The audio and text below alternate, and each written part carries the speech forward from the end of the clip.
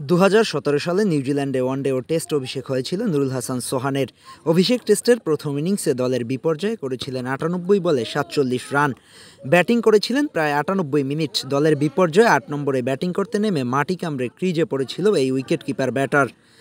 কিছুটা প্রমাণ রেখেছিল সামর্থ্যের। এরপর কেটে গেছে ৭ বছর। ৭ বছরে ৬০টি ম্যাচও খেলতে পারেননি তিনি। সবশেষ ওয়ানডে খেলেছেন ২০ জুলাই ২০২১ সালে জিম্বাবুয়ের বিপক্ষে, তাও কেটে গেছে ৩ বছর। এরপর আর তাকে বাংলাদেশের হয়ে ওয়ানডে ক্রিকেটে মাঠে দেখা যায়নি। এবার উইন্ডিজ সফরে ওয়ানডে সিরিজে দেখা যেতে পারে এই উইকেট কিপার ব্যাটারকে।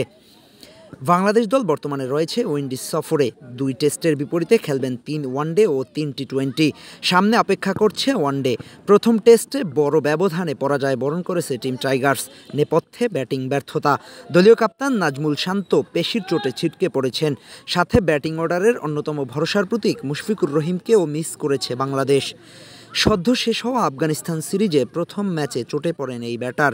স্বাভাবিকভাবেই মিস করবেন ওয়ানডে সিরিজ। ব্যাটিং অর্ডারে শক্তিমত্তা বাড়াতে নির্বাচকরা ভেবে দেখতে পারেন নুরুল হাসান সোহানকে। ওয়ানডে দলের নিয়মিত মুখ মুশফিকুর রহিমের অনুপস্থিতিতে কিপিং গ্লাভসে দেখা যেতে পারে সোহানকে। একজন উইকেটরক্ষক হিসেবে বেশ পটু সোহান। ব্যাটিংয়ের মনোসংযোগে ব্যাঘাত ঘটানো কিংবা সময়মতো বোলিংকে বিশেষ টোটকা দেওয়া, এসবে তিনি বেশ দক্ষ। বর্তমানে গ্লোবাল সুপার লিগ খেলতে দুবাইতে অবস্থান করছেন তিনি। বাংলাদেশ থেকে অংশগ্রহণ করা একমাত্র দল রংপুর রাইডার্সের হয়ে নেতৃত্ব দিচ্ছেন। প্রথম ম্যাচে সুবিধাজনক অবস্থানে থেকেও হেরেছে সোহানের দল। এই টুর্নামেন্টটি শেষ হবে ৭ ডিসেম্বর। যদি রংপুর টিকে থাকতে পারে শেষ পর্যন্ত, তবে নাও দেখা যেতে পারে সোহানকে।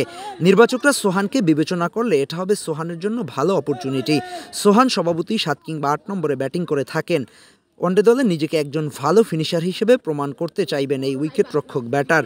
এর আগেও সোহান ছিলেন জাতীয় দলের রাডারে, তবে বেশি ম্যাচ না পাওয়ায় নিজেকে সেভাবে মেলে ধরতে পারেননি। কিন্তু যখনই সুযোগ আসবে তখন সেটাকে পুরোপুরি কাজে লাগাতে হবে। তেমনি একটা সুযোগ আসতে পারে সোহানের কাছে শান্ত মুশফিকের ইনজুরির কারণে।